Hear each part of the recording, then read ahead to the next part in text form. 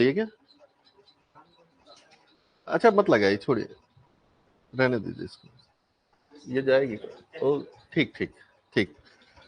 तो चलिए आज अपन करने वाले हैं नवाचार की विशेषताएं, है ना। सबसे पहले नवाचार की विशेषताएं।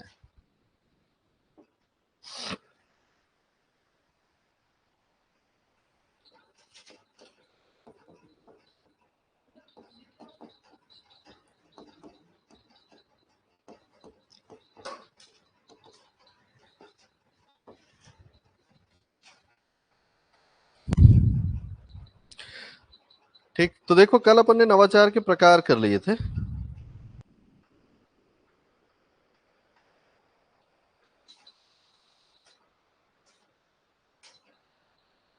ठीक, अब देखो नवाचार को अपन क्या चीज समझ चुके हैं कि नवाचार में एक नया विचार निहित है ना। नवाचार का सिंपल सा अर्थ है कि कोई नया विचार जो गुणात्मक दृष्टि से, गुणात्मक दृष्टि और उपयोगिता की दृष्टि से प्रचलित विचारों से उत्कृष्ट माना जाता है या भिन्न माना जाता है। ऐसे ही ना सिंपल सा कि नवाचार जब हम कहेंगे तो नवाचार अपने आप में बहुत ही सरल सा शब्द है। अगर अपन संधि विच्छेद कर लें इसका, तो नव आचार की बात हम कर रहे हैं। ठीक है, तो नव प्लस आचार का मतलब है कि आप एक नए, आचार का मतलब क्या होता है जनरली, व्यवहार से एक नए व्यवहार को स्वीकार कर रहे हो। ठीक है, तो जब हम नवाचार की बात करते हैं तो नए व्यवहार की बात करते हैं, लेकिन व्यवहार के पीछे एक विचार छिपा होता है। ठीक है, तो ये नया विचार या ऐसा नया विचार जिसको हम व्यवहारिकता में उपयोग में ला सकते हैं। दूसरी चीज इसकी शर्त क्या है, नवाचार ये तभी होगा जब ये पारंपरिक या पहले से प्रचलित जो है, पारंपरिक या प्रचलित विचारों की तुलना में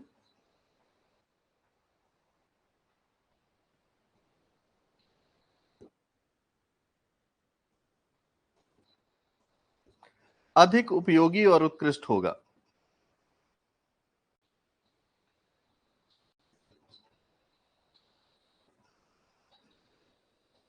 उत्कृष्ट, ठीक है, या गुणात्मक रूप से भिन्न होगा। कम से कम भिन्न तो होना ही चाहिए। नवाचार हम लागू ही क्यों करते हैं? लागू तो तभी करोगे ना आप जब उसकी उपयोगिता बेहतर होगी, वरना आप क्यों लागू करेंगे? तो नवाचार में अंतर्निहित है कि वो गुणात्मक रूप से पहले से प्रचलित जो भी व्यवहार है या विचार है उसकी तुलना में अच्छा होगा, अच्छा माना जाएगा। ठीक है, तो देखो जब हम इस तरह से अगर विशेषताएं देखें तो हमको क्या चीज, पहली विशेषता तो हमको यही दिख जाएगी कि नवाचार किसी नए विचार या व्यवहार से संबंधित अवधारणा है।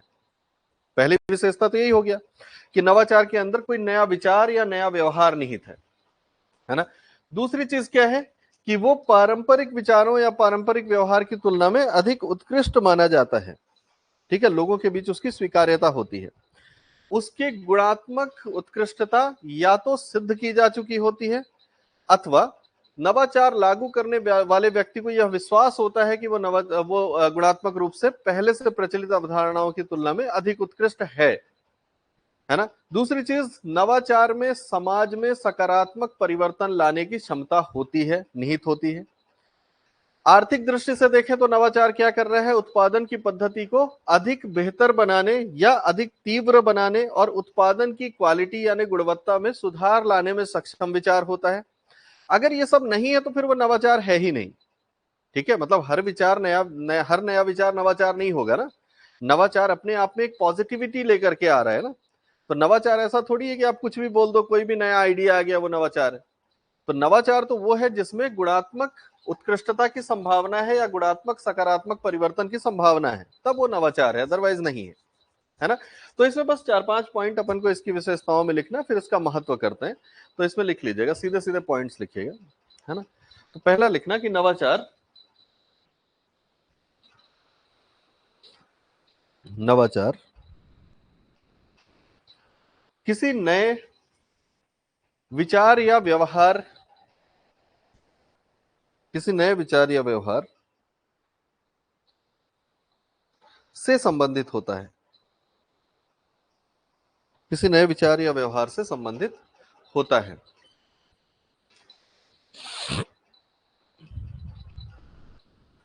ठीक है, फिर दूसरा, नवाचार में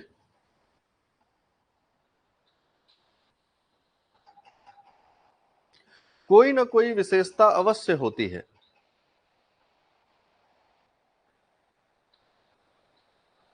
कोई ना कोई विशेषता अवश्य होती है।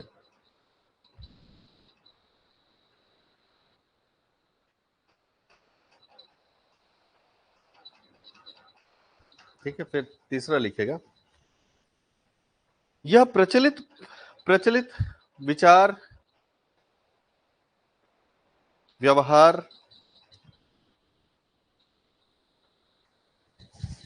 बाजार प्रक्रिया तथा उत्पादन प्रणाली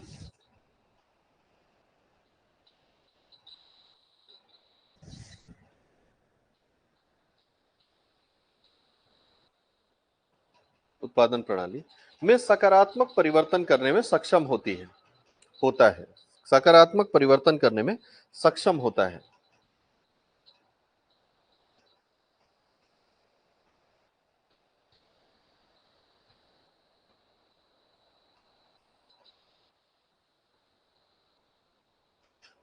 फिर अगला, नवाचार में गुणात्मक उत्कृष्टता निहित होती है। क्वालिटेटिव एक्सीलेंस कहते हैं इसको ना, गुणात्मक उत्कृष्टता निहित होती है।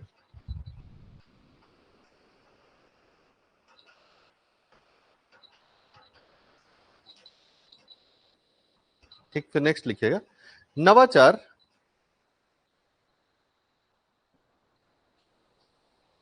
को प्रयास पूर्ण तरीके से लागू किया जाता है। प्रयास पूर्ण तरीके से लागू किया जाता है।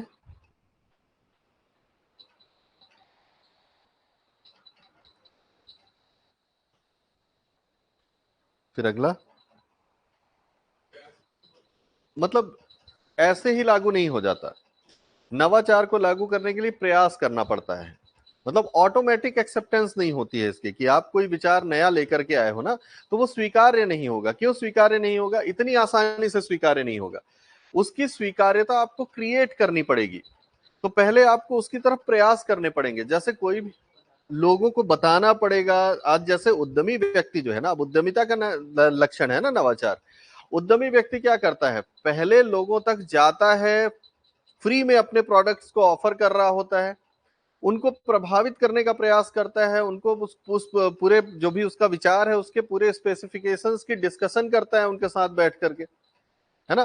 और तब जाकर के ये लागू होता है। मतलब आजकल तो देखो, आज तो मार्केट बहुत प्रतिस्पर्धी हो गया है। बाजार एक कंफर्ट जोन में, मतलब जो ग्राहक है ना, ग्राहक और उत्पादक, ये दोनों ही सामान्य रूप से कंफर्ट जोन में रहने वाले लोग हैं, कि चल रहा है चलने दो। लेकिन आप जब एक उद्यमी के तौर पे बाजार में एंटर करते हैं, तो आप चल रहा है चलने दो वाले में जाओगे तो आप नहीं सफल होगे। आपको जो चीज आपको ढूंढना है ना, कि इस चल रहा है चलने दो में अवसर कहाँ है, तो आप अपॉर्चुनिटी ढूंढते हो कि जो चल रहा है उसमें ये कमी है, और उस कमी को दूर करने के लिए आप प्रयास करते हैं। लेकिन हर किसी को पहले से मौजूद प्रणाली, पहले से मौजूद विचार, पहले से मौजूद उत्पादन प्रक्रिया की आदत पड़ चुकी है, पहले से मौजूद उत्पाद की आदत पड़ चुकी है। आप उनको नया उत्पाद देना चाह रहे हो जो आपके लिए, आपको विश्वास है कि वो उत्कृष्टता रखता है, आपको विश्वास है कि वो समस्या का बेहतर समाधान प्रस्तुत करेगा, लेकिन और किसी को नहीं पता है कि वो समस्या का बेहतर समाधान प्रस्तुत करेगा, क्योंकि वो तो आपका नवाचार है ना। आप ही उसका एक्सपेरिमेंट करोगे, आप ही उसको बाजार में प्रस्तुत करोगे, और धीरे धीरे स्वीकार्यता बढ़ेगी। आज ये इतना कठिन हो गया है कि जब आप कोई नवाचार लेकर के आते हैं तो आपको साल 2 साल बहुत सारा नुकसान झेलना पड़ता है। आप देखोगे ना कि आज के जो स्टार्टअप्स हैं वो नुकसान में क्यों चल रहे हैं, और नुकसान में चलने के बाद बहुत सारी फंडिंग ले रहे हैं। इन्वेस्टर्स जो है वो पैसा लगा रहे हैं, किस आधार पर? क्योंकि वो व्यक्ति इन्वेस्टर्स के सामने जाकर के साबित कर देता है कि मेरे प्रोडक्ट या मेरे नवाचार में बहुत ज्यादा शक्ति है। ये जिस दिन स्टैब्लिश होगा उस दिन ये बहुत सारा पैसा कमा करके लाएगा, उस दिन ये पूरा मार्केट बदल करके रख देगा। यदि इन्वेस्टर को ऐसा लग रहा है कि ये सही कह रहा है तो वो उसमें पैसा लगा देते हैं। ज्यादातर मामले फेल हो रहे हैं आजकल, वो अर्थव्यवस्था के नीचे जाने की वजह से है ना, कि अर्थव्यवस्था उतनी अच्छी चल नहीं रही, इसलिए फेल हो रहे। अदरवाइज इनोवेशन के सक्सेस होने के चांसेस अच्छे खासे होते हैं। स्टार्टअप्स फेल हो रहे हैं आजकल, तो रीजन ये है कि इकोनॉमी डाउन जा रही है। तो जब अर्थव्यवस्था नीचे जा रही है तो कोई एक्सपेरिमेंट क्यों करेगा? है ना। आप कोई नया उत्पाद लेकर के आए हो तो कोई क्यों उस पर रिस्क लेगा, पैसा वैसे नहीं है लोगों के पास, तो वो तो जो स्टैब्लिश्ड प्रोडक्ट है वो खरीदेगा ना, इसलिए ये फेल हो रहा है। लेकिन वो एक स्ट्रक्चरल प्रॉब्लम है जो बाद में ठीक हो जाएगी। अब होता यह है कि जब एक स्टार्टअप अपने आप को लॉन्च करता है, अपना जो नया प्रोडक्ट, नई प्रणाली, नया सब कुछ जब मार्केट में इंट्रोड्यूस करता है, तो वो क्या कर रहा होता है, वो एक बजट इस चीज का भी बनाता है कि कस्टमर एक्विजिशन कॉस्ट क्या है, एक एक ग्राहक को हमारी तरफ अट्रैक्ट करने पे कितना पैसा खर्च होगा। आपको यकीन नहीं होगा कि आज ज्यादातर स्टार्टअप्स जो है ना, वो बहुत सारा पैसा सिर्फ कॉस्ट पे खर्च कर रही है। जिसका उत्पाद 50 रुपए का बिकने वाला है, वो कस्टम एक ग्राहक बनाने के लिए 1,500 रुपए खर्च कर रहा है। और ये बड़ा कैलकुलेटेड है, मतलब ऐसा नहीं है। आज तो देखो अर्थव्यवस्था बड़ी अच्छी चलती है ना, आज तो सब कुछ कैलकुलेटेड है, ऐसा थोड़ी आप दुकान खोल के बैठ गए और चल रहा है। आज तो सब कुछ डेटा पे है, सब कैलकुलेटेड है ना।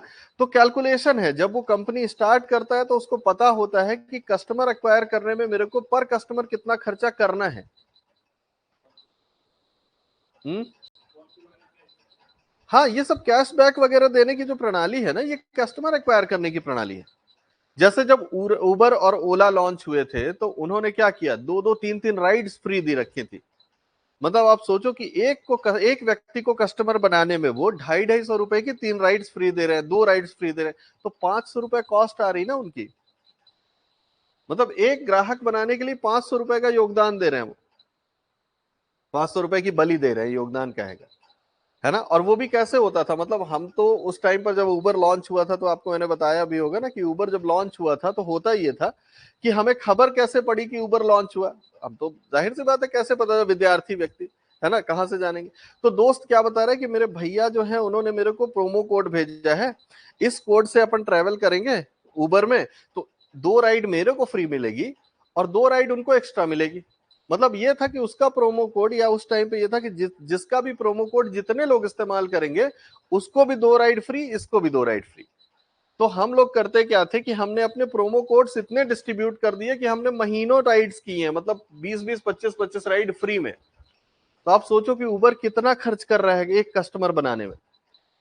लेकिन होता यह है कि कस्टमर बन जाता है, क्योंकि मुझे याद है उसके बाद से मैंने ऑटो को अवॉइड करना शुरू कर दिया था। बसेस तो पहले से ही अवॉइड कर रहे थे, पब्लिक बसेस, लेकिन ऑटो था, है ना, तो ऑटो अवॉइड करना शुरू कर दिया। मतलब आदत हो गई आपको, वो 1 महीने एसी वाली कार में घुमा रहा है ना, कि आपको कहीं भी जाना है फ्री में ले जा रहा है। ठीक है, तो आपको आदत हो गई, है ना, और वहीं से फिर आदत पड़ जाती है। अब ऑटो तभी ढूंढा जाता है जब मजबूरी हो कि वो ओला और उबर में राइड अवेलेबल ना हो, और कहीं एकदम अर्जेंट जाना हो तो चलो ऑटो ले लो। लेकिन वो एक आदत लगाने वाली बात है। तो उस समय उसने इतना खर्च किया, है ना, टोटल फ्री राइड, मतलब सड़क पर जितनी गाड़ियां चल रही थी उबर की, सब में लोग फ्री राइड वाले बैठे होते थे, कोई पैसा नहीं दे रहा है। तो महीनों चलाई उसने, है ना। तो ये जो है ना, ये क्या है, ये असल में यही तो प्रयासपूर्ण कार्य है ना, कि एक नवाचार है कि हम आपके लिए लेकर आए हैं सस्ते में लग्जरी ट्रांसपोर्ट की सुविधा, जो आपकी पर्सनल कार जैसा फील देगी, क्योंकि ड्राइवर आपसे इंटरेक्ट नहीं कर रहा है, ड्राइवर सिर्फ आपसे ओटीपी मांग रहा है, उसके बाद आपको परेशान नहीं कर रहा है। हाँ, एसी चला दिया है, आप जहां कहोगे वहां उतारेगा और जहां से बोलोगे वहां से उठाएगा। तो आपको एकदम पर्सनल वाली फीलिंग आ रही ना, आपको लग्जरी दे रहा है, वो सुविधा दे रहा है। ठीक। तो आप सोचो कि आप 10 रुपए किराए वाली बस छोड़ करके और 250 रुपए वाला उबर क्यों अडॉप्ट करोगे, तभी ना करोगे जब आपको जबरदस्ती आदत लगाई जाए। फिर वो इतना प्रचलित हुआ कि पूरे विश्व में, अब उबर तो देखो वैश्विक कंपनी है ना, ओला तो चलो लिमिटेड है ना, भारतीय कंपनी है, लेकिन उबर तो बहुत बड़ी कंपनी थी, उसी की नकल ओला ने मारी। तो नवाचार तो असल में उबर वाले का है।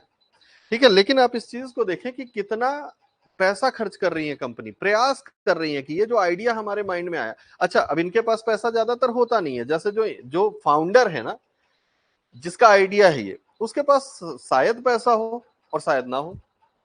तो फिर वो क्या करते हैं, इन्वेस्टर्स को अपना आइडिया दिखाते हैं कि देखो हमारे पास ये आइडिया है और ये इस तरह से हम इंप्लीमेंट करेंगे। एक मॉडल जो रोड मैप है वो तैयार करके दिखाते हैं, अगर उसको अच्छा लगा वो पैसे लगा रहे हैं भविष्य की आस में। यही तो बायजूस वाले थे, बर्बाद हुए ना। भविष्य की आस में। अब उसने सपना क्या दिखाया कि देखो 140 की जनसंख्या वाला देश है ना, इतने सारे स्टूडेंट क्लास 6 से लेकर के क्लास 12 तक भरी है भीड़, का फॉर्म आता है 50 लाख फॉर्म भर देते हैं, है ना। यूपीएससी का फॉर्म आता है 9 लाख फॉर्म भर देते हैं, एमपीपीएससी का फॉर्म आता है 5 लाख फॉर्म भर देते हैं। अब तो भरते ही नहीं, लेकिन वो दौर था। हाँ, यूपी का फॉर्म आ रहा है 8-8 लाख फॉर्म भर रहे हैं, 18-18 लाख पटवारी भर रहे हैं। तो अगर हम एक ऑनलाइन एजुकेशन का मॉडल लेकर के आते हैं, ठीक है, और उसमें हम क्वालिटी एजुकेशन देने देने की शुरुआत करते हैं, तो कितना स्कोप है। एक वैकेंसी आएगी, 1,000 का भी कोर्स भेजेंगे पटवारी का तो 18 लाख पटवारी, तो ये कितना गया, 180 करोड़।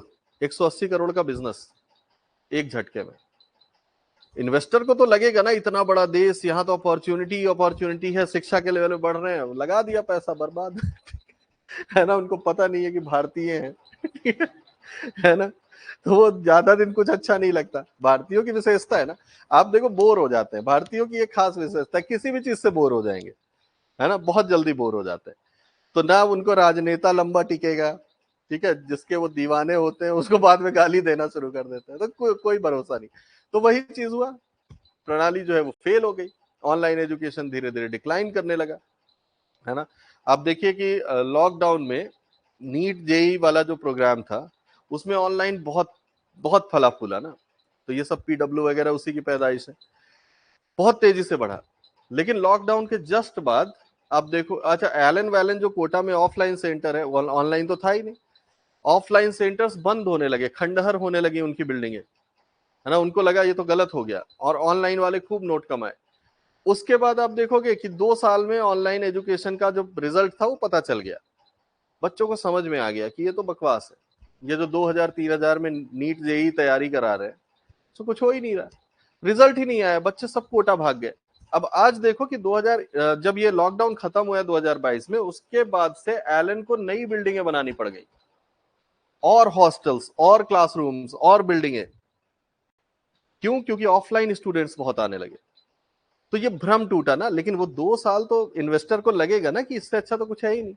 और फिर वही तो रीजन है ना कि आज ये बड़ी बड़ी ऑनलाइन कंपनियां ऑफलाइन में आ रही है ना। तो ये पूरा स्ट्रक्चरल प्रॉब्लम है एक जो आता है ना। और यहां पर नवाचार जो है वो अपने आप को स्थापित करने का प्रयास करता है, फेल भी होता है, सक्सेस भी होता है। तो इसी वजह से आपने लिखा है कि इसमें प्रयास किया जाता है ना, क्योंकि ये एक्सपेरिमेंटेड चीजें नहीं है ना, ये प्रूवन नहीं है, प्रूव करना पड़ेगा आपको। और जब आप इतने बड़े देश में भविष्य में एक बड़ा लाभ कमाने की इच्छा लेकर के अगर चल रहे हैं, तो बड़े लेवल पर प्रूव करना पड़ेगा। भाई 140 करोड़ की जनता में अगर आप 1 करोड़ को भी नहीं दिखा पा रहे हो अपना प्रोडक्ट, तो फिर आप क्या उम्मीद रखोगे, है ना। तो इस वजह से ये होता है ना।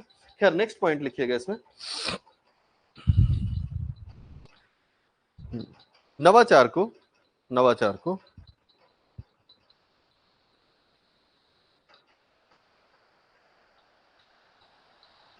जानबूझकर जानबूझकर प्रयोग में लाया जाता है,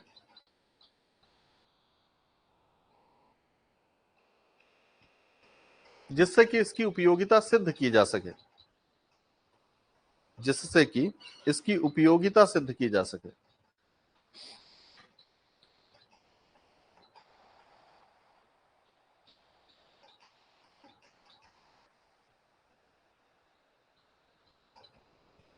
ठीक है, फिर नेक्स्ट लिखिएगा, नवाचार समाज में सकारात्मक परिवर्तन,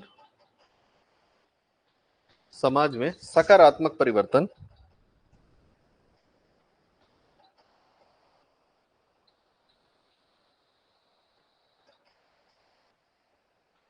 कॉमा आर्थिक विकास,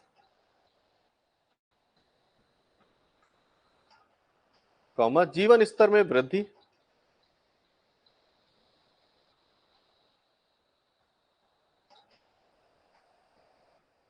उत्पादन प्रक्रिया में सुधार,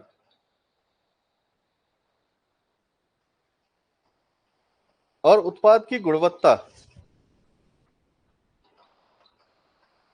उत्पाद की गुणवत्ता में सुधार का माध्यम है।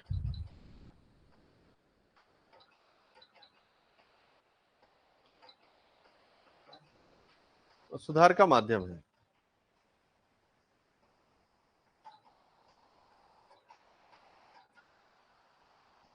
ठीक, फिर नेक्स्ट लिखना इसमें, नवाचार में, नवाचार में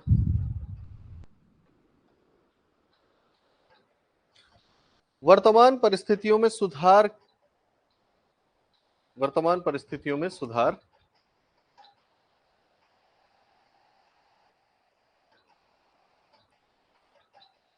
का उद्देश्य निहित होता है, का उद्देश्य निहित होता है।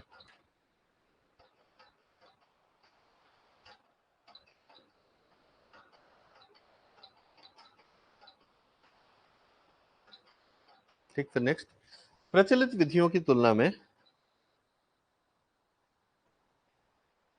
प्रचलित विधियों की तुलना में गुणात्मक श्रेष्ठता, गुणात्मक श्रेष्ठता नवाचार को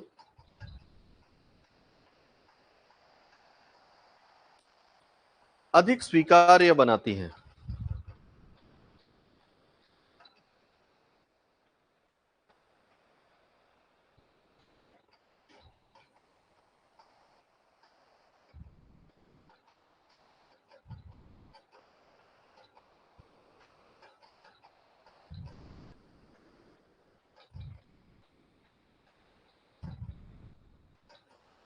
ठीक ना, फिर इसके बाद करना है अपन को नवाचार का महत्व।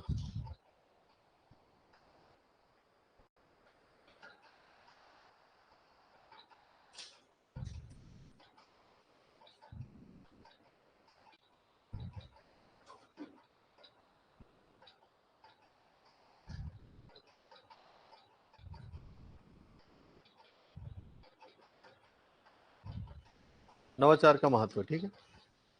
अब बताओ कि नवाचार में क्या महत्व होता है। देखो, हालांकि जो विशेषताएं हैं वही काफी हद तक नवाचार का महत्व बता देती हैं,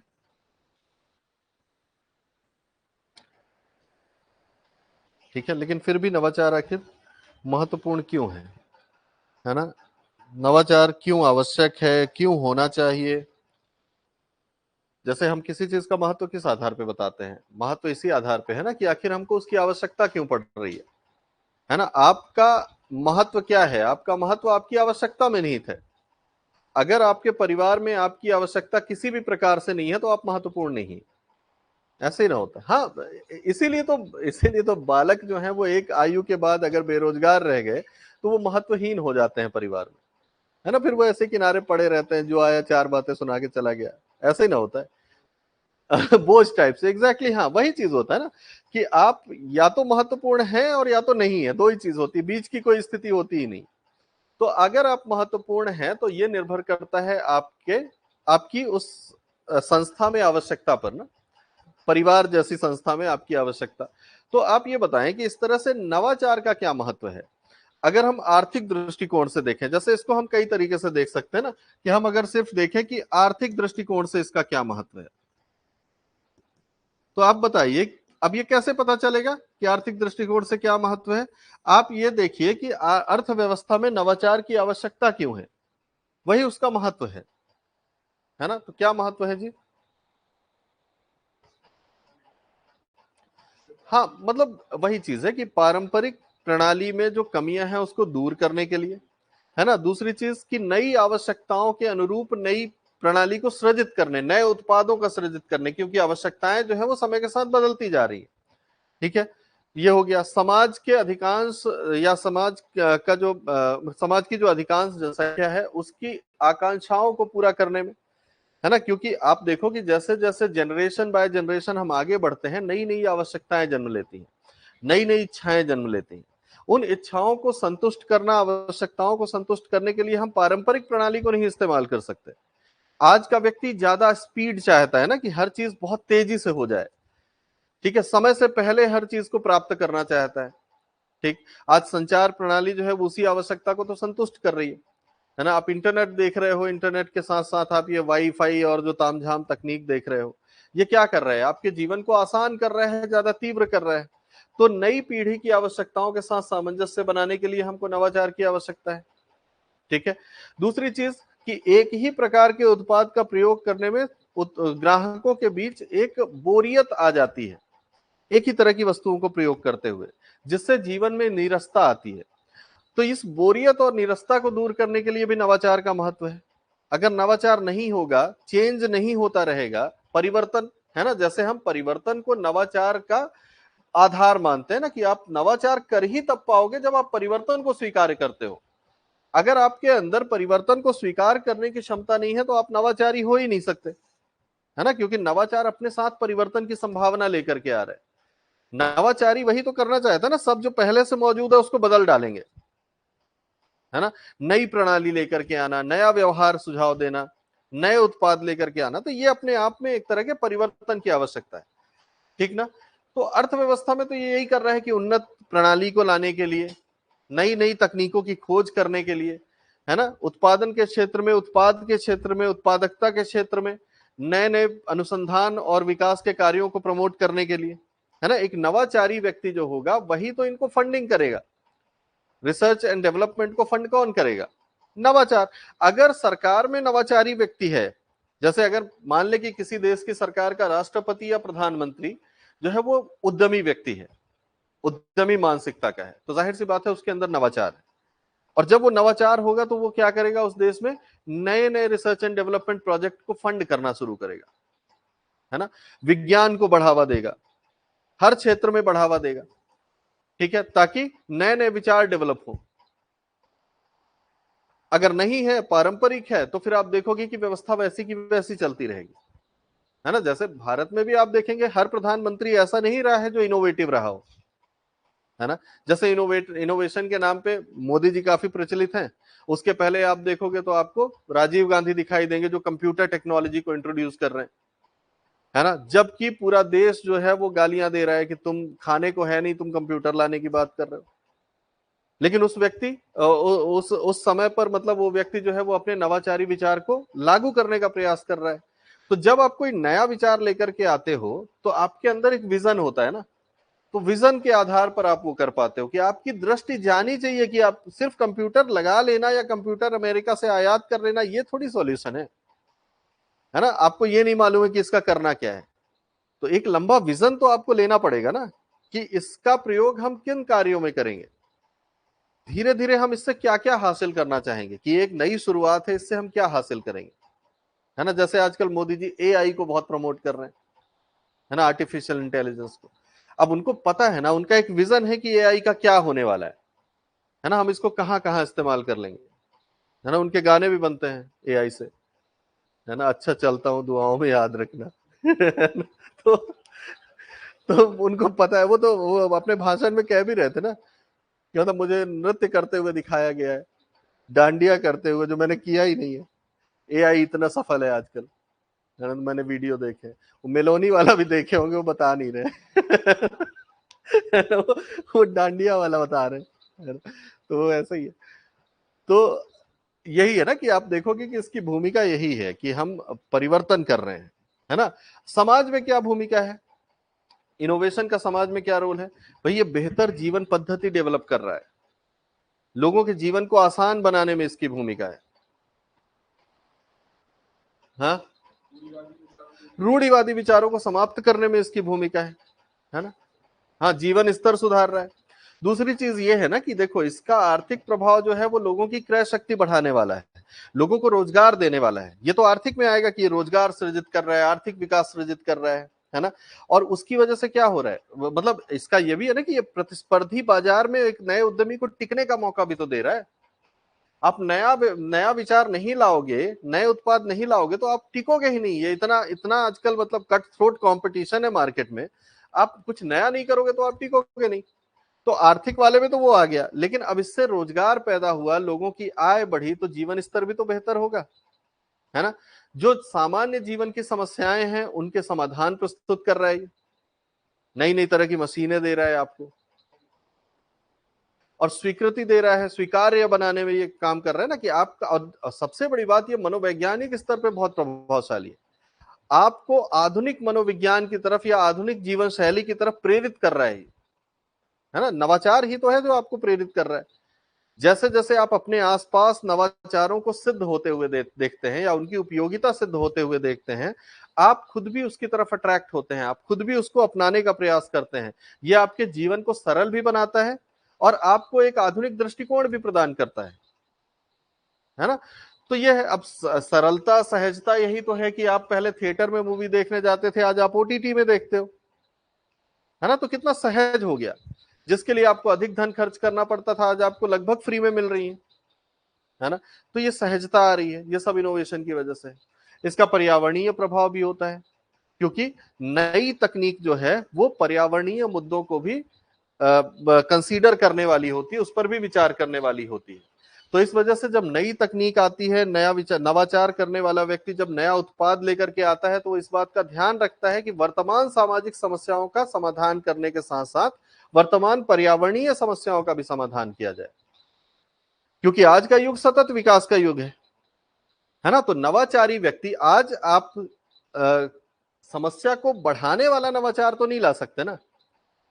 मतलब आप कोई ऐसा नवाचार तो नहीं क्रिएट कर सकते कि जिससे प्रदूषण और बढ़ने लगे, कि आप एक बड़ा अच्छा सा उत्पाद बता रहे हो कि मैं ये बनाऊंगा और उसकी जो तकनीक है बनाने की उसमें प्रदूषण और बढ़ाने की बात कर रहे हो, तो वो तो स्वीकार्य होगा ही नहीं।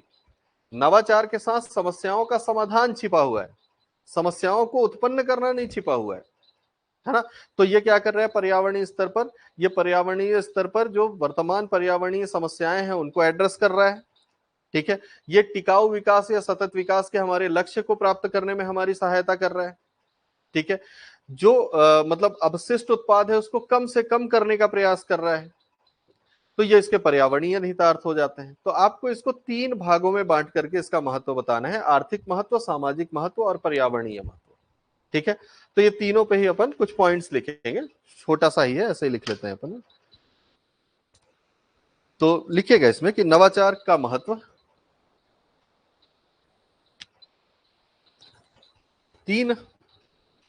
तीन प्रकार से रेखांकित किया जा सकता है।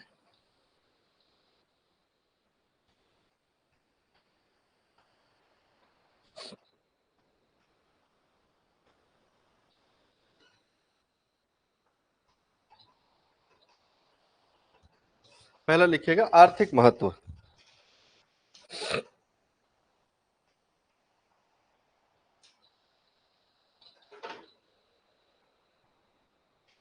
आर्थिक महत्व, ठीक है, इसमें लिखना पॉइंट्स में ना, पहला लिखना प्रतिस्पर्धी प्रतिस्पर्धी लाभ।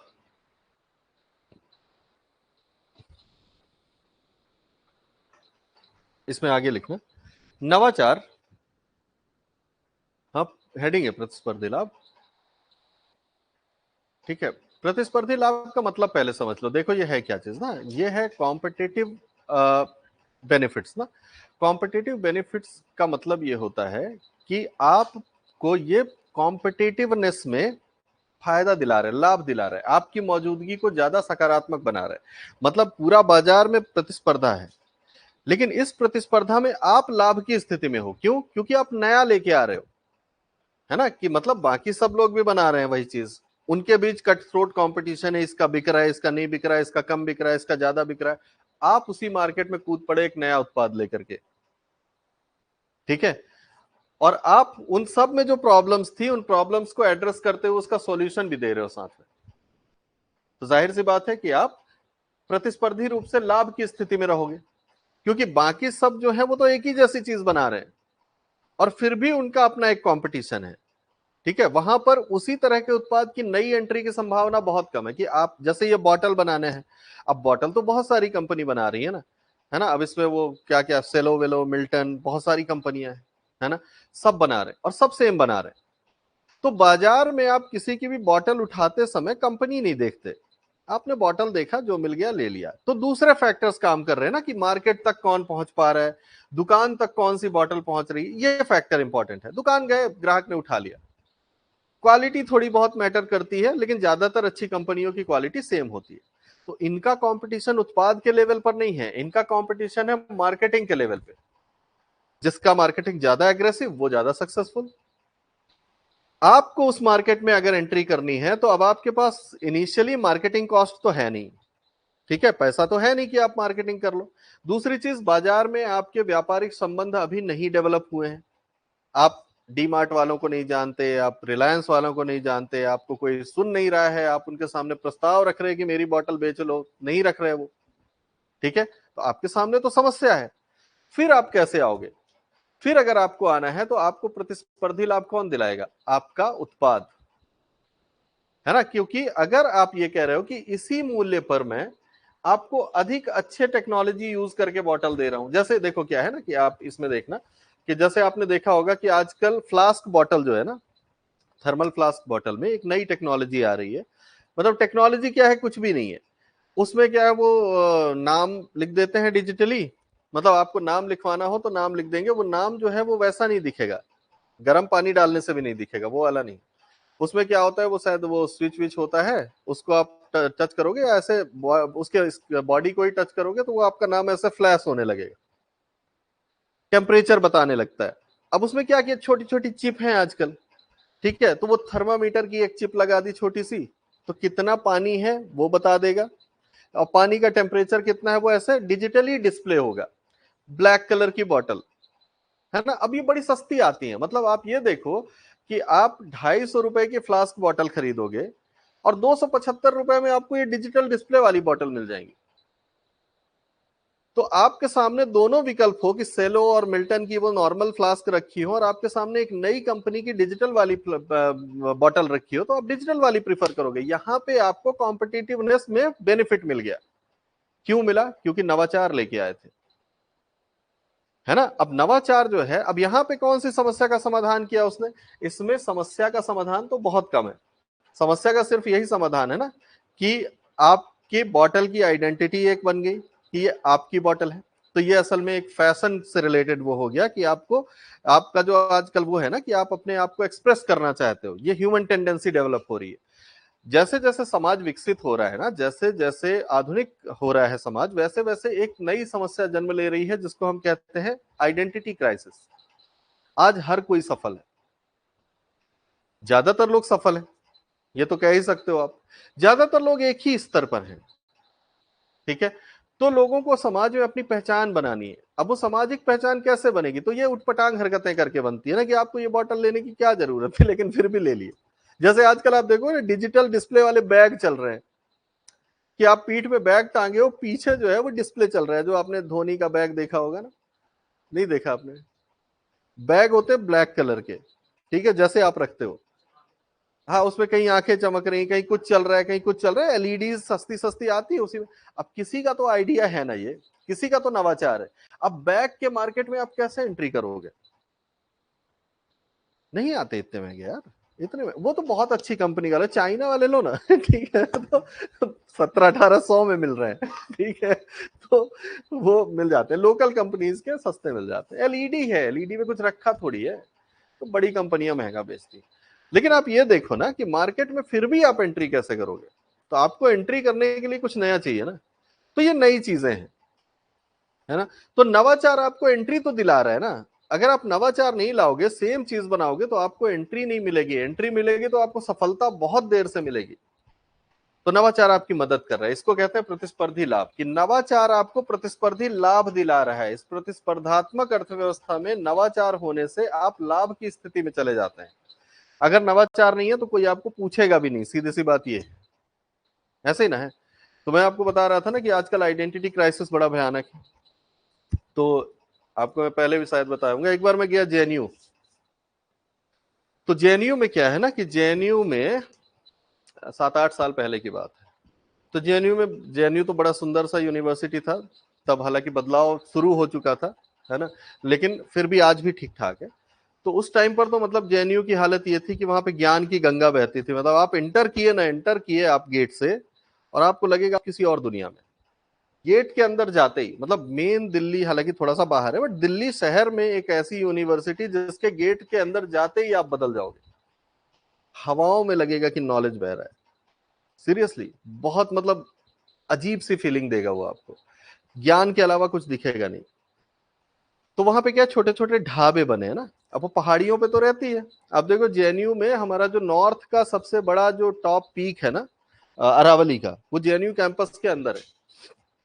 तो जेएनयू पहाड़ी पे है ऐसे, तो ऊंची नीची जगह और छोटे छोटे हॉस्टल्स बने हुए हैं उनके, ठीक है, कॉलेज की बहुत सारी बिल्डिंगें बनी हुई हैं और छोटे छोटे से ढाबे बने हुए हैं अंदर ही। तो उन ढाबों में बहुत भीड़ रहती है, स्टूडेंट्स जैसे हैं वो घूम रहे हैं, टहल रहे हैं, सारे स्टूडेंट वहीं कैंपस के अंदर रहते हैं। तो ढाबों में मैंने एक चीज ऑब्जर्व की कि वहां पे देखो क्या है कि हाँ, मतलब एग्जैक्टली जो हुआ वो बताता हूँ। कि हम और मेरा दोस्त बैठे हुए थे, तो एक लड़का और लड़की जो है वो बुलेट से आए। तो लड़का तो फंकी सा था ही, हाँ, ठीक है, मतलब वो ऐसे ही रहता है ना कुछ तो लड़का फंकी था बट कुर्ता पहना हुआ था, और एक झोला वो पत्रकारों वाला, खादी का, वो टांगे हुए, और स्टाइल में बाल वाल, चश्मा लगा हुआ ब्लैक कलर का, ठीक है, और बुलेट बहुत हैवी, ठीक है, उसके उसके साथ वो लड़की बैठी थी। लड़की की खास बात ये थी कि उसके पास एक पर्स था, जिसका जो वो होता है ना बेल्ट, वो बुलेट की चेन का था।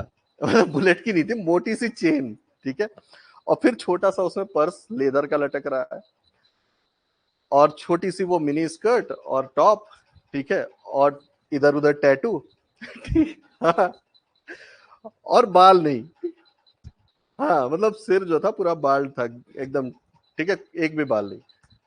तो मैंने अपने दो, वो जेएनयू का ही था, तो मैंने दोस्त से पूछा कि कैसे कैसे स्टूडेंट को एडमिशन मिल जाता है। बोले ये लड़की टॉपर है। हाँ, और ये जो लड़का है ये भी मतलब पॉलिटिक्स में है यहाँ पे जेएनयू की, और बहुत मतलब जाने माने लोग हैं ये, और सब जानते हैं इनको। तो मैं बोला तो ये हरकतें करने की क्या जरूरत है जब इतना ही है, तो मतलब पढ़ने लिखने वाले बच्चे ये क्या कर रहे हैं। तो उसने ये कहा कि यहाँ पे प्रॉब्लम है आइडेंटिटी की, इंटेलिजेंस के लेवल पे आपकी कोई पहचान नहीं है, क्योंकि सब इंटेलिजेंट हैं। जेएनयू में एडमिशन ही नहीं मिलेगा अगर आप इंटेलिजेंट नहीं है तो मतलब ये कि आपकी क्लास में आपके आसपास जितने लोग हैं वो आपसे बस इतना बस हो गया। आप अपने आप को अपने इंटेलिजेंस के लेवल पे कहीं भी किसी से बड़ा नहीं आंक सकते, ठीक है, आपके बगल में जो बैठा है वो भी उतना इंटेलिजेंट है, आपसे दूर जो दिख रहा है वो भी उतना इंटेलिजेंट है। तो यहां पर कॉम्पिटिटिवनेस किस चीज की है कि अब आप आइडेंटिटी क्या बनाओगे, आपको लोग नोटिस कैसे करेंगे। नोटिस होना भी तो जरूरी है ना। तो ये नोटिस होने का तरीका है कि सिर में बाल ही मुड़वा दो, अब तो नोटिस होगा। तो वो बोले कि ऐसी हरकतें जेएनयू के ज्यादातर बच्चे करते हैं। मतलब बाल तो नहीं सब मुड़वा लेते, लेकिन उनकी ड्रेसिंग सेंस, उनका रहन सहन, उनका स्टाइल जो है वो दूसरों से अलग होने की कोशिश में होता है। तो अब देखो कि जब हम उस लेवल पे पहुंचते हैं ना जहां पर एक चीज सैचुरेशन वाली स्टेज में पहुंच जाए, ठीक है, जैसे आपके पास बहुत पैसा हो जाए, इतना पैसा हो जाए कि अब आप पैसे वालों के बीच तो हो, लेकिन पैसे वालों के बीच आपकी कोई आइडेंटिटी नहीं है, तो फिर आपको कुछ एक्स्ट्रा करना पड़ेगा ना। फिर आपको रियाना को बुलाना पड़ेगा शादी में। है ना। हाँ, क्योंकि आपको नोटिस करवाना है कि भाई देखो मैं हूं, है ना। तो वो असल में इसीलिए होता है, फिर आपको हरकतें करनी पड़ती है। तो वही चीज है कि यहाँ पे भी ना आप जो बॉटल बेचने वाली कंपनियां हैं उनके बीच वैसे ही जाओगे तो आपको कोई नहीं पहचानेगा, क्योंकि वो सब एक्सीलेंट लोग हैं, उन्होंने अपनी फील्ड में एक्सीलेंस प्रोडक्ट कर रखा है, ठीक है। अब आपको जाना है तो आपको सिर मुड़वा के जाना पड़ेगा, नवाचार लेकर के जाना पड़ेगा, है ना। तो वो वही चीज है कि आपको कुछ नया करना पड़ेगा, तब तो नवाचार है, तब आप नोटिस होगे, नहीं तो नोटिस ही नहीं होगे, है ना। तो इसमें लिखेंगे प्रतिस्पर्धी लाभ में, लिखिएगा इसमें कि नवाचार प्रतिस्पर्धात्मक बाजार में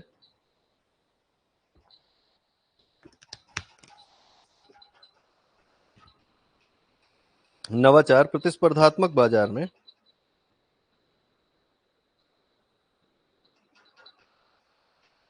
प्रतियोगिता करने में प्रतियोगिता करने में सहायक होता है।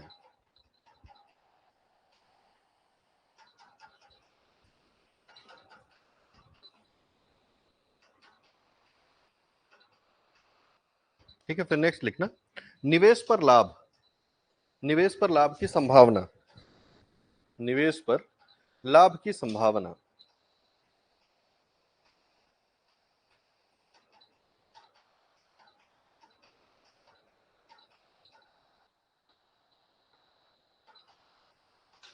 ठीक, इसमें लिखिएगा नवाचार, नवाचार की सामाजिक स्वीकार्यता होने के बाद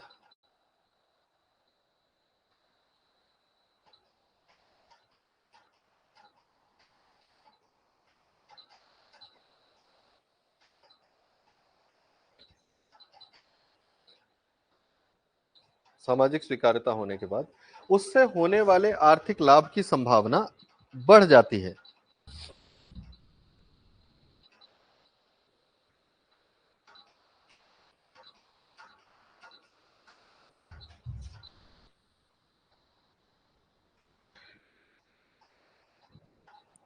ठीक है, फिर नेक्स्ट लिखिएगा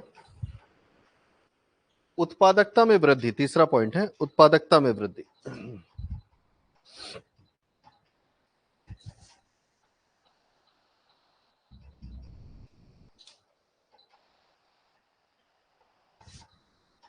तकनीकी नवाचार, तकनीकी नवाचार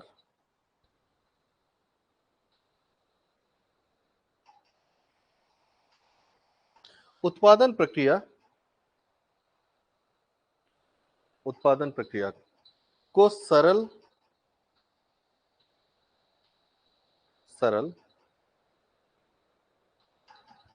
सस्ता और कम संसाधनों में अधिकतम उत्पादन करने वाला, कम संसाधनों में अधिकतम उत्पादन करने वाला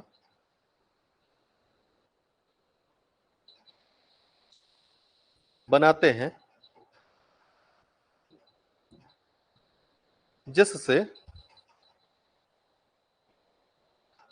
जिससे उत्पादकता बढ़ती है।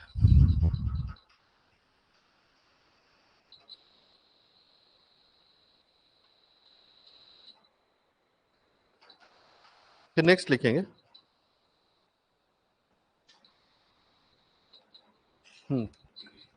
संगठन के सदस्यों के मनोबल में वृद्धि, संगठन के सदस्यों के मनोबल में वृद्धि।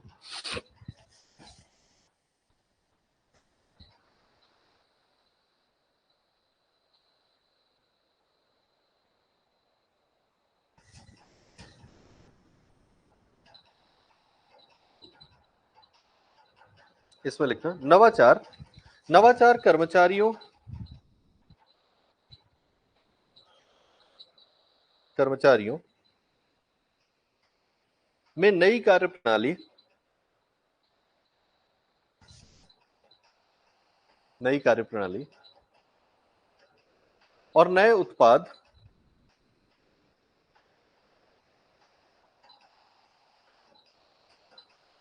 के लिए उत्साह का संचार करते हैं, उत्साह का संचार करते हैं,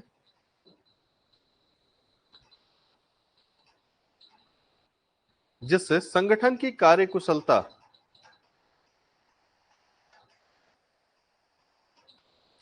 जिससे संगठन की कार्यकुशलता में वृद्धि होती है।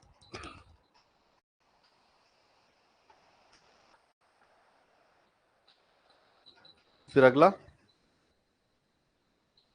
आर्थिक विकास,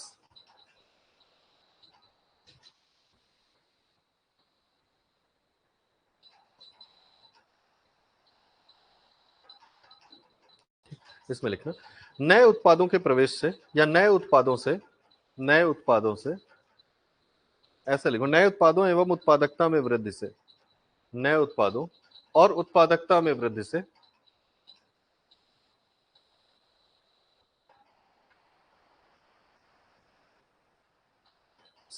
आर्थिक विकास, आर्थिक वृद्धि और विकास, ऐसे लिखें आर्थिक वृद्धि और विकास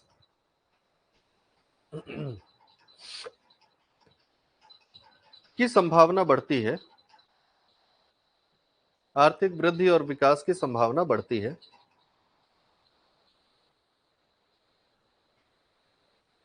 लोगों को रोजगार उपलब्ध होता है,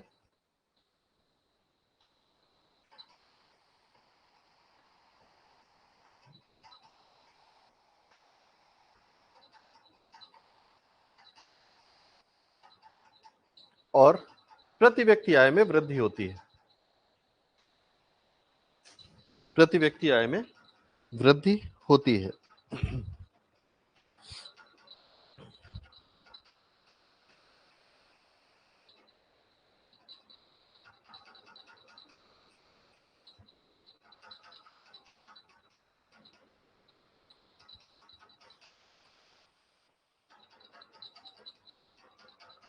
ठीक, फिर इसके बाद करेंगे सामाजिक प्रभाव।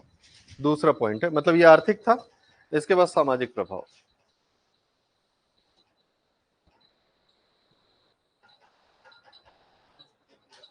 हाँ महत्व, हाँ महत्व, महत्व कर रहे हैं ना, सामाजिक महत्व या प्रभाव वही है, सामाजिक महत्व।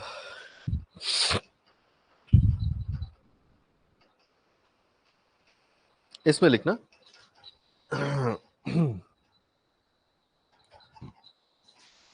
हाँ, सामाजिक समृद्धि में वृद्धि।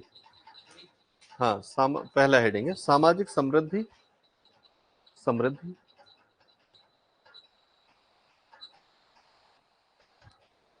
में वृद्धि।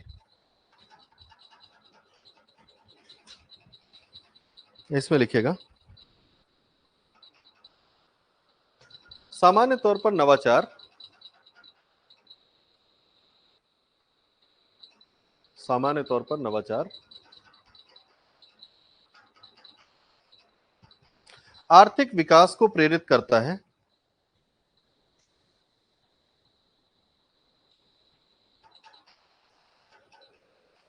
जिससे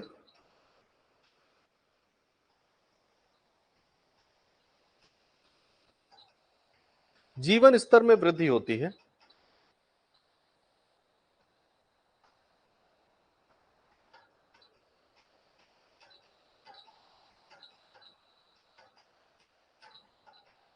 और सामाजिक समृद्धता आती है। जीवन स्तर में वृद्धि होती है और सामाजिक समृद्धता आती है।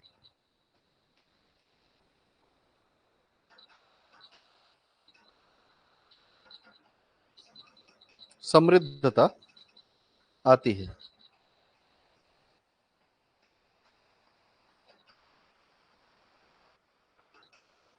ठीक, फिर इसके बाद लिखना समाज की कार्य क्षमता में वृद्धि, समाज की कार्य क्षमता में वृद्धि।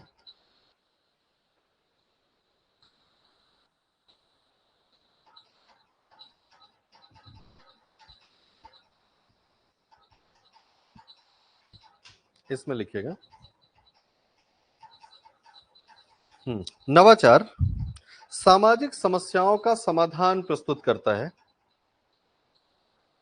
नवाचार सामाजिक समस्याओं का समाधान प्रस्तुत करता है,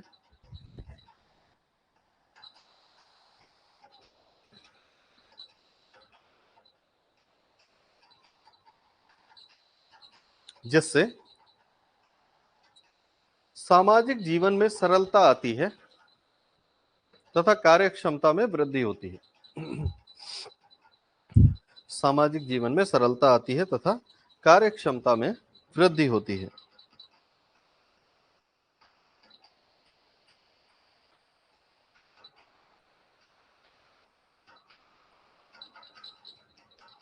ठीक है, फिर नेक्स्ट लिखना गरीबी, भुखमरी, गरीबी, भुखमरी और बीमारियों में कमी।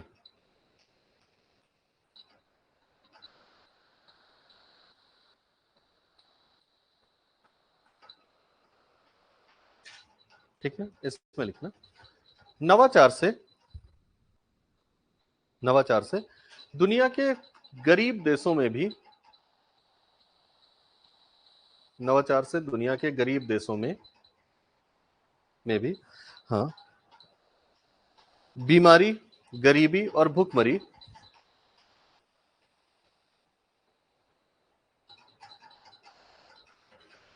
से लड़ने की क्षमता का विकास होता है या लड़ने की क्षमता विकसित होती है।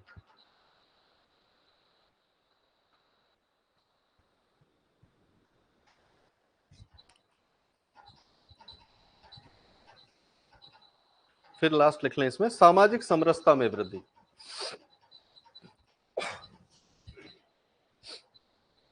सामाजिक समरसता में वृद्धि।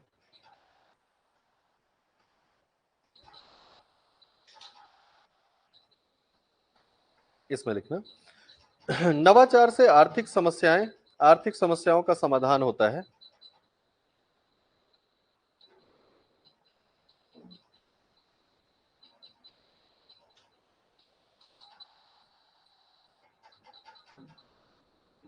जिससे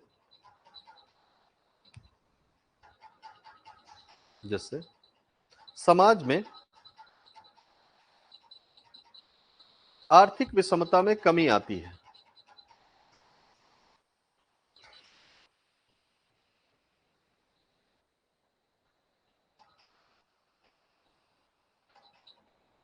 तथा समाज अधिक मूल्यपरक और सामंजस्यपूर्ण बनता है।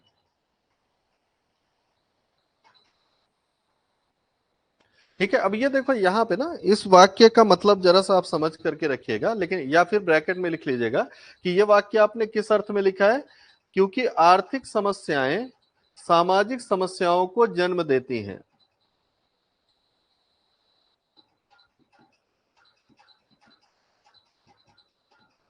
ठीक है, आप देखेंगे कि जहां भी जिन भी देशों में आज आर्थिक समस्याएं ज्यादा हैं, उन देशों में सामाजिक समस्याएं उससे भी ज्यादा हैं, है ना। जहां भी आर्थिक समस्याएं हैं, सामान्य तौर पर जो सामाजिक समझ है वो ये कहती है कि अगर कहीं पर आपको समाज में बहुत ज्यादा वैमनस्य दिखाई दे, समाज में आपसी टकराव दिखाई दे विभिन्न समूहों के बीच, तो आप इस बात का अंदाजा खुद ही लगा लें कि आर्थिक स्तर पर कुछ अच्छा नहीं हो रहा है। ठीक है, इसलिए क्योंकि जब समाज में आर्थिक असमानता होती है या अवसरों की कमी होती है, तभी हम दूसरे समूह को अपनी प्रतिस्पर्धा में देखने लगते हैं। ठीक है, मतलब ये कि सिंपल है ना, देखो आप बैठे हो, अगर आप जितनी संख्या में हो उतनी ही संख्या में मैं कोई नौकरी आपके लिए अनाउंस कर दूं, तो क्या आप आपस में लड़ मरोगे? बल्कि आप एक दूसरे का उत्साह वर्धन करेंगे, साथ में पार्टी करेंगे, साथ में खुशियां मनाएंगे। लेकिन अगर मैं आपकी संख्या की तुलना में सिर्फ एक नौकरी अनाउंस करूं, तो आप तुरंत प्रतिस्पर्धा में देखने लगेंगे कि कहीं ये ना ले ले, कहीं वो ना ले ले, कहीं ये ना ले ले, कहीं वो ना ले ले। यहां तक कि अगर आपको उस नौकरी की बहुत ज्यादा जरूरत है, तो आप एक दूसरे की हत्या करने तक पहुंच जाएंगे, अगर कानूनी अपराध ना हो। ऐसे ही ना होगा? तो आप समझिए कि आर्थिक अवसरों की कमी ये सामाजिक सामंजस्य को बिगाड़ देती है। मतलब वैमनस्यता आ जाती है। जैसे आप देखें ना, कि आप देखो कि जातीय भेदभाव ये वर्तमान में ज्यादा है। मानसिक स्तर पर तो है, कम से कम वैसे भी दिखाई देता है व्यवहारिक स्तर पर भी, लेकिन मानसिक स्तर पर तो है। आज आरक्षण अनारक्षण इस तरह की बातें जो है ये एक बड़ा मुद्दा बन गई है। ठीक, क्यों बन गई है? क्योंकि नौकरियां ही नहीं है। अब गिनती की 100 सीट आएंगी, तो आपको तो लगेगा ना जनरल कैटेगरी होने के कारण कि यार मेरे लिए तो बीसी आई है ना। तो आप इस तरह की बातें सामान्यतः करना शुरू कर देते हैं ना, कि नौकरी कहां से मिले, ये तो सब आरक्षित वर्ग वाले लिए जा रहे हैं।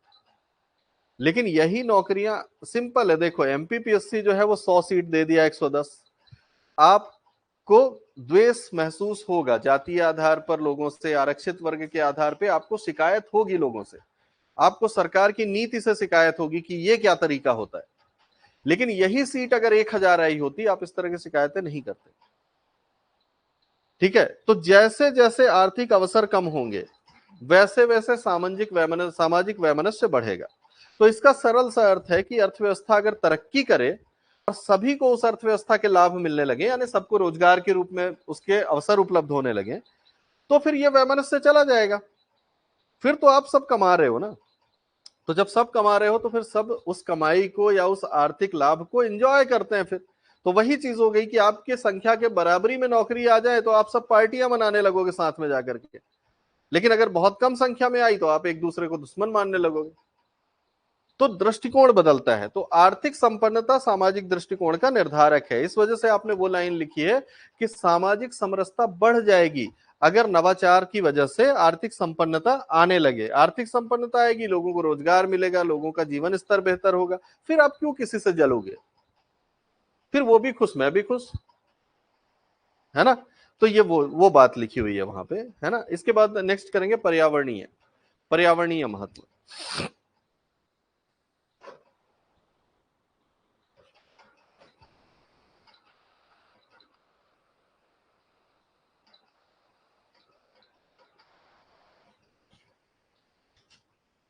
इसमें पहला लिखेंगे संसाधन अनुकूलन।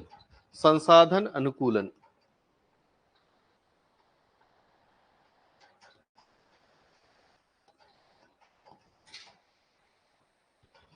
ठीक है? इसमें लिखना नवाचार। नवाचार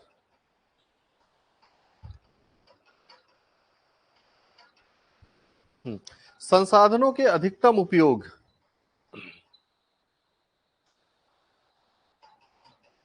संसाधनों के अधिकतम उपयोग पर आधारित होता है,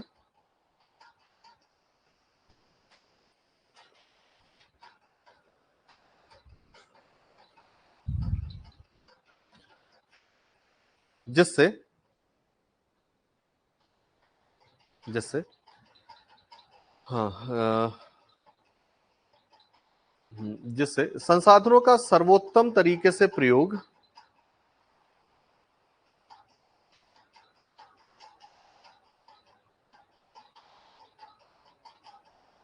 सर्वोत्तम तरीके से प्रयोग और संसाधनों के संरक्षण,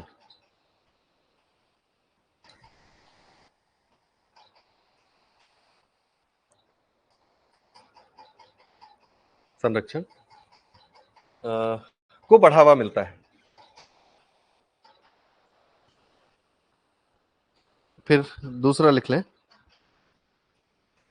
पर्यावरणीय अनुकूलन, इसी में दूसरा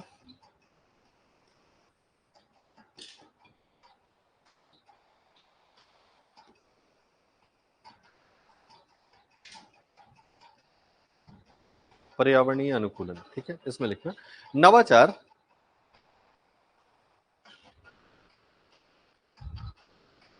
नवाचार पर्यावरण संबंधी मुद्दों जैसे जलवायु परिवर्तन,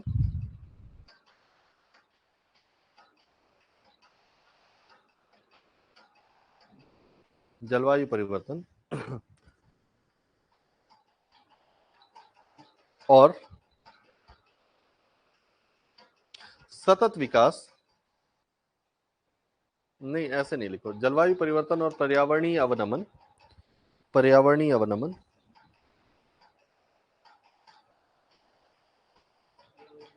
अवनमन नमन अवनमन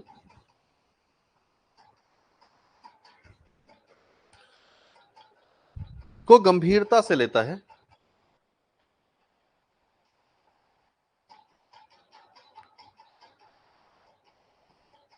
और सतत विकास के लक्ष्यों पर आधारित होता है।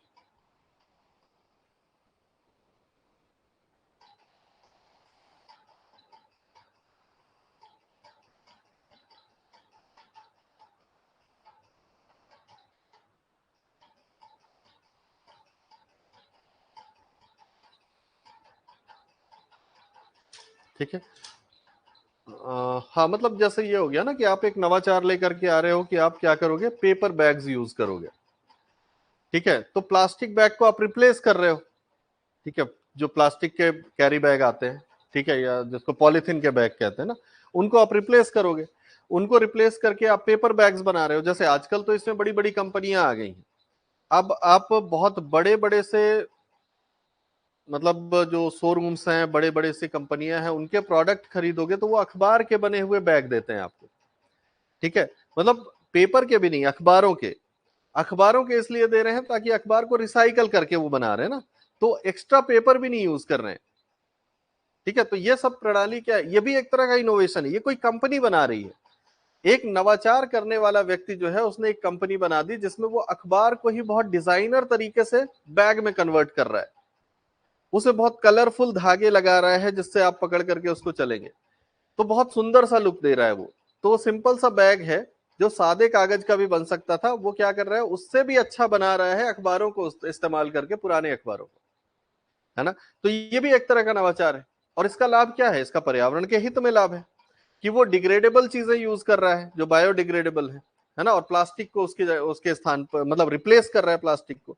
तो ये भी एक तरह का वो है। तो ये पूरा नवाचार का महत्व है सामान्य तरीके से। इसमें कोई जरूरी नहीं कि आप उत्तर में एकदम इसी तरह से लिख करके आए, आप बस पॉइंट्स कुछ ध्यान रहे, आप तो 7-8 पॉइंट लिख करके आ जाएंगे, आपका काम हो जाएगा। ठीक ना।